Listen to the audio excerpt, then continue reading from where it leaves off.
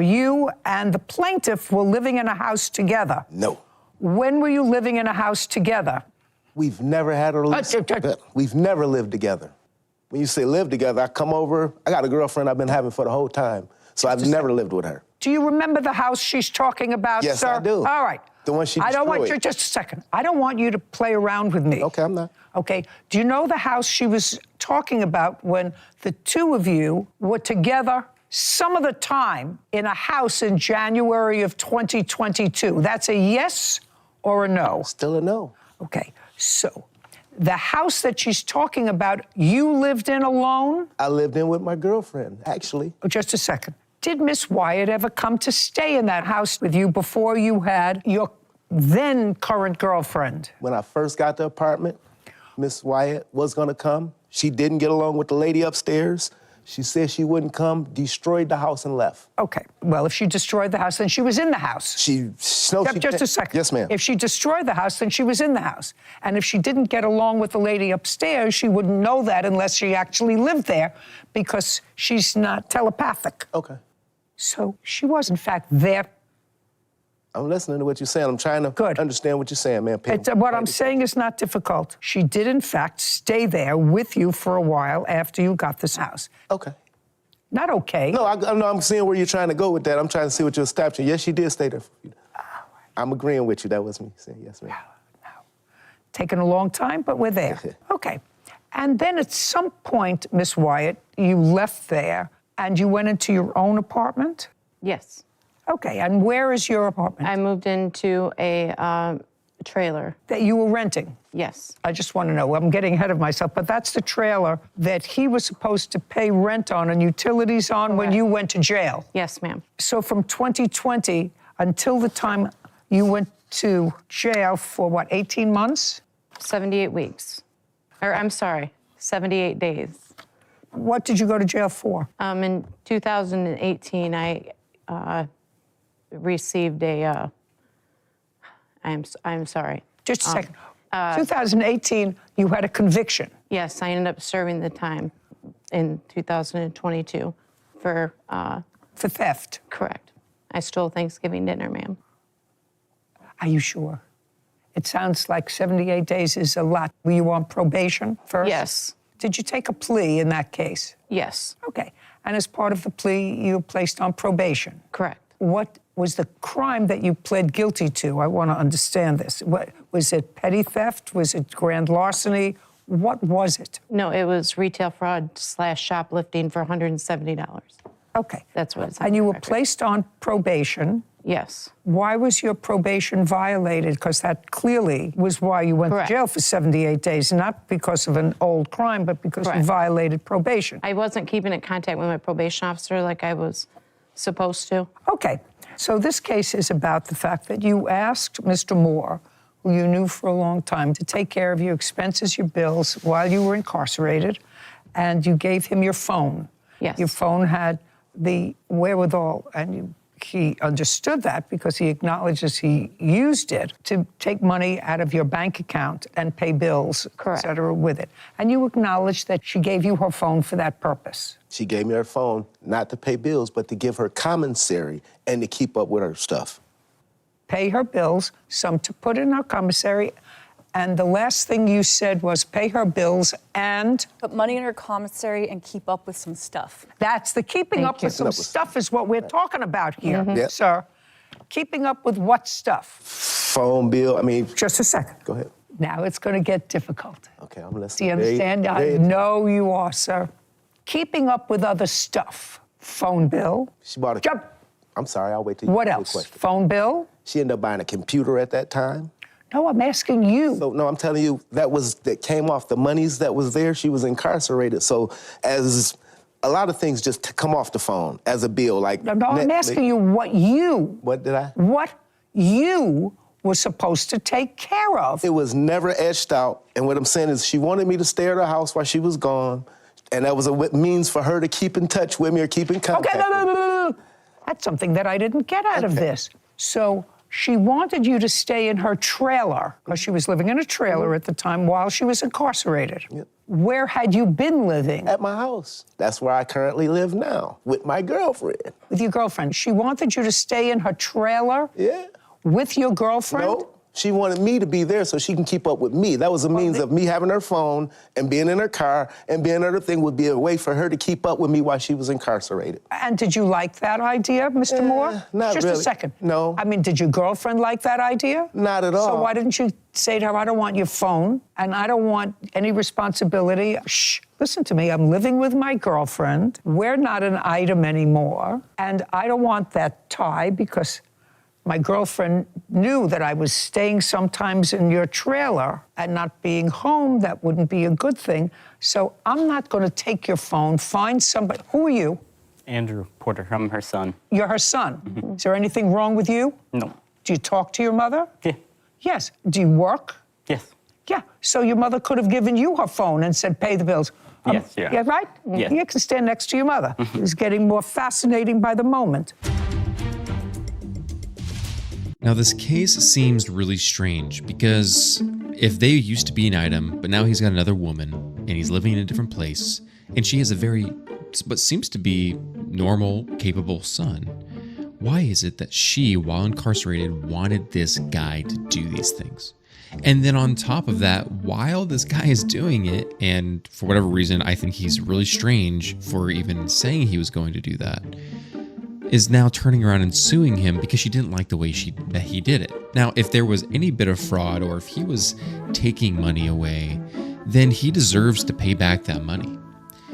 But in some cases, I feel like with this lady here, she might be in a situation where she's, trying to get the attention from a man that doesn't want to be with her anymore.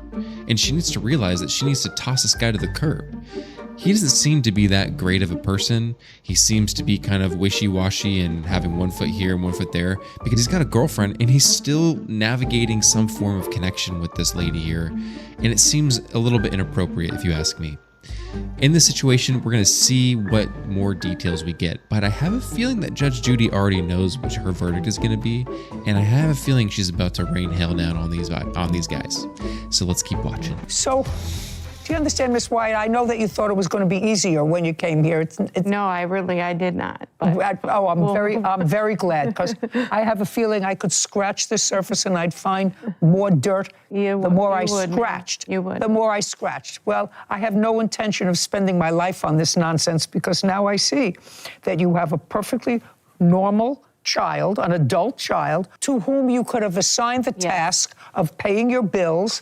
And I assume that you trusted him more than you trusted this guy who seems to have a girlfriend, but then, it could be convenient. He can go here. It's never painted that way when it's in the midst of things, but he... Yeah, I also work out of state. What? I work out of state.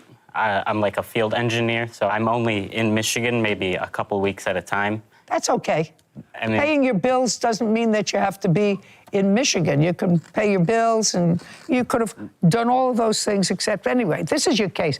You allege that Mr. Moore took money out of your account, a couple of $1,000. $781 of that he gave to me while I was in jail, but the remainder, he can't account for anything that he did. So somebody did put in your commissary? Yes. Yes. Okay, he said he also sent you, there was $600 in the account when he gave the phone back to you. Was there $600 in the account when you were released from jail? The date of that? What's the date of it, sir? She asked the question, but the answer did I give it to her? I don't have the, I didn't know I was going to come to court, so I didn't. But if I look at my phone, I'm quite sure because all our transactions were via Cash App. What do you mean you didn't know you were coming to court? Where did you think you were coming today? When we were in this situation, never did I think we would be sued. Oh. So I wasn't keeping tally. But now you know you're coming to court, so it would seem to me if there's an allegation in your answer that I returned the phone to her, there was still $600 in the account, at least I would have that document. Give me a second, I can get right to it. I can give you a second. I believe that amount was for the August rent on it. Just a second. All I'm asking you is, did he put $600, when he gave you the phone, was there still $600 in the account? No, that was like a month after. That was for August. What do you mean it was for August? What does that mean? For the August rent. This whole thing with not living with me and not being with me or whatever is untrue. When I got out of jail, we were supposed to be working together, living together. This was no anything like he's describing with having somebody else or anything like that. I would like to see, Mr. Moore, when you gave her back the phone, that there was $600 on the phone. It's her phone. I'm not Just sure. a second. I'm saying I don't have evidence of her phone. Okay, now. But I gave, if you asked her, she'll tell you I gave her $600. You say that the money that you used, and you acknowledge that you used some of the money, was because you drove her car for a half a block. Nope, it was more than a half a block. Well, just a second, let me see. It says that. Just a second. I drove her car 1 block to my job.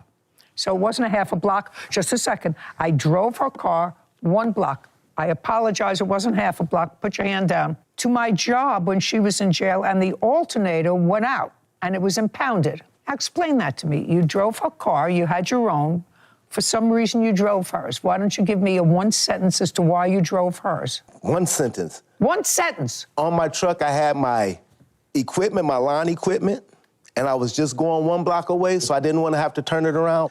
And the car was impounded at my job, 1 block away from my house. Why was it impounded? Because it stopped on it. The alternator stopped. Just a second. Cars aren't impounded because an alternator stopped. The alternator stopped in the middle of the street. I couldn't move it. They had to tow it because it was in the driveway. They towed the car because the alternator stopped. What you said, well, that's your fault, sir. It's my fault her alternator went out? Yes, sir. It's your fault that the car was impounded. I'm listening. No, I'm really trying to understand. I want you to listen. Yes, it's your fault, and I don't know what other nonsense there is here, but if Sarah was driving her car and it stopped running because the alternator went out, I'm going to take a guess, and I'm going to say, Sarah, what would you do if your car stopped running in a driveway, blocking the driveway? What would you do? Call AAA. Call AAA. Call a tow truck. And you would call a tow truck and ask the tow truck to take it to a... Auto repair shop.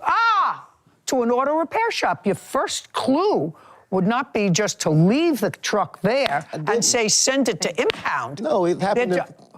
Just a second. Mr. Moore, please try not to test yourself on the dumb scale. Nobody who's responsible because a car breaks down leaves it in the middle of the road to be impounded. That doesn't make sense. It's illogical. Second thing I'm concerned about is when your car is impounded, in order to get it out of impound, which you say that you did, you have to show proof of title. Yes. Yes. Now, how did you get proof of title? Because I had the title. I had the title. And just a second. I hear the wheels. I hear you have the title because I had access to her house. Well, the title is in her name. Right. They wouldn't give you the car. You're not her. I mean, I would look at, I say, not even close. Unless she gave you authorization in writing to get the car out for her, no impound service is going to let you take her car because anybody can pick up a title and say, I want that car out. Do you understand? Yes, ma'am. Okay. So you want to try that again with me? Here's my question. I end up getting a... No, just a second. Okay. I want you to tell me where it was impounded. It was impounded at my job. It was impounded and it was in a place that was a high traffic. I walked back to the house. I want to tell you something. You wouldn't know the truth if it came up and slapped you in the face, Mr. Moore. That's what happened. You wouldn't know the truth if it came up and slapped you in the face and introduced itself to you. Okay. Now, how much did it cost to get the car out of impound? It cost me $1,000 total. No, it didn't cost you anything because you took it out of her phone. Didn't cost you. It cost $1,000. To get it insured, retitled, so I could have the ability to get the car out. Well, how did you get her name on the title? What you mean? What do you mean, what do I mean? She has to sign it over to you in order to... It was already signed over to me. It was already signed over. It was already signed. I sell cars, Miss Judy. Just a second. You don't sell cars. You just told me that your car broke down on the way to your place of business. Yeah, to my job. On your job, and your job is not an auto mechanic or salesman for a car service, which is what you told me. I sell cars, Miss Judy. That's why the title was turned over to me, signed over, and I managed to get the car titled in my name. You want to try this on for me? Judge Judy, I'm sorry, I didn't mean to disturb you, But I was in a situation where it was impounded. They were charging $30 every single day, and she would have lost her car. So just say you. Just a second. No, I didn't. Just a second. I didn't forge Just a- anything. Well, you had to have forged something, sir, because if it was in impound, and what you're saying is they were charging $30 a day, she was going to lose her car. Your next statement was, because you keep digging that hole a little deeper and a little deeper, you couldn't get it out because the car was in her name, not yours, but you had the title because you had access to the trailer, which is what she's suggesting, and you went and forged her signature, got a new title, got insurance, and the car was clearly towed, but you got it out of impound, that's what you said, with a new title in your name and insurance, also I assume in your name. Yes, ma'am. What did you do with the car? Gave it back to her when she got out. Just a second. You gave it back to her. Did you sign over the title? Yes. Shh. Now, this case is a little strange because I'm not sure what I think about these two here. Now, with Judge Judy being mean and rude to this guy, you know, I feel like she's being a little mean. I don't think she should call him dumb. I don't think he's dumb. Now, he may not have made the best choices, but I don't think he's dumb. I do believe that he genuinely was trying to help this lady when she was incarcerated. But he got himself into a tricky situation. So I have a feeling that he forged the signature to the title just so he could get the vehicle out. Now, was it the right thing to do? No. Is it an honest mistake that he thought, oh, I'll drive this car real quick, and then come back, no problem? I think it's an honest mistake. But let's keep watching and hear how it unfolds, because I have a feeling that Judge Judy is already done with him. Did you sign over the title to her? I signed over everything to her because she sold the car since then. Oh, did you sell the car? Since all this? Yes. Yes, ma'am. But I'm what? He's what? I had to go through police department and the sheriff's department and threaten him in order to get my title back. He would not give me back my title. Not at all. Do you have the any truth. proof of that? Any proof of? That you had to go through the police department, sheriff's department, or anything else in order to get your title back? Do you have any proof of that at all? I don't have any proof of that, ma'am. Okay. So it was $1,000 for impound that he took out of your account. Correct. That's $1,000. No. And Okay. did you take out $1,000 from her account to get it out of No. impound? Well, I you paid just said. Show me that you paid $1,000 to get it out of impound. I can't show it to you because all the paperwork was in the car. Did you pay impound by credit card or paid cash? it by cash. Cash. Then you would have taken cash out I had from. a job, Judge Judy. You're so full of baloney, sir. I did have a job, Judge Judy. You're so How's that full of baloney. Okay, $1,000. Okay. Next, you say in your answer, Mr. Moore, that you paid for it. You paid for it out of her money. You say in your answer you paid for it out of her money. Judy, that's kind of going back and forth. Oh, listen. We've split money back and forth. If I give you a copy of our Cash App, it's the exact same money back and forth over the last couple of years. I sent her money, she sent me. Just a second. So, why would she do that, sir, if you have a girlfriend? I'm Why would you do monogamously that if you- challenged. Shh, listen. Why would you do that back and forth if what you said to me earlier was, I don't know what she's talking about.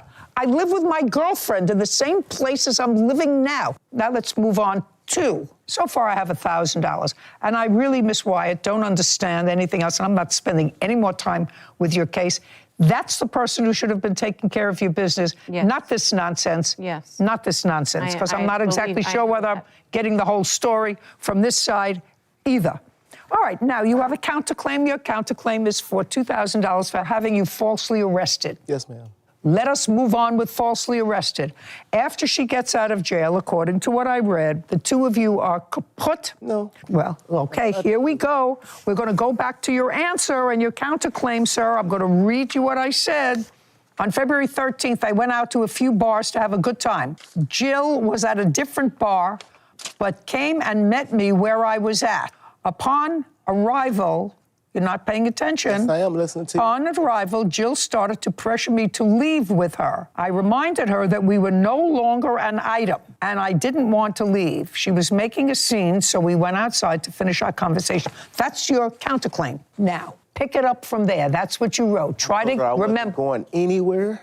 Okay. And then she told me, I'll show you. But you told me this thing, Judge Judy, if it's not accurate, would you want me to let you go ahead? Because I didn't write that. I signed it to them. They told me I'd be able to explain this to you as we're doing this here. I stopped and said, hell no, that didn't happen. No, we didn't fight. It wasn't one block. They said, you get a chance to explain that to the judge. Yeah, when well, get you shouldn't listen to anybody else. So when you sign a document that says, Blash Moore, being duly sworn, deposes and says that this is accurate. We didn't live together. We still Would you mind telling me what happened in the bar on February 13th? She told me she was going to get me locked up for domestic violence because I had assaulted her. I had not assaulted her. I told her whatever, and I walked back into the bar, sat down, the police pulled up, and they said, sir, would you come step outside? Excuse me. They said, would you come step outside? I stepped outside. They said, put your hands behind your back. We're locking you up for domestic violence. May I please have a copy of your complaint? I can give you all this, what I have from... Don't give me all that you have. So you saying the complaint, I was arrested on the spot. There was a disposition in that case. Yes, they dismissed it. Okay. This is all complaint to the disposition.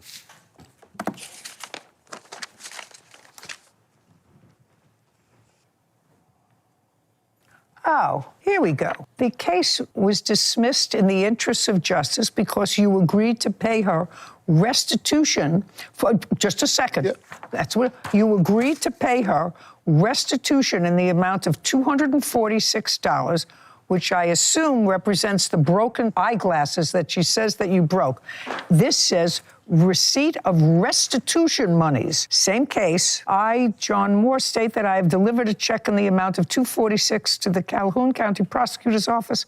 It is my understanding that this check represents the amount of restitution that is owed to the victim, according to the agreement entered into by the defendant. So you paid restitution. Excuse me.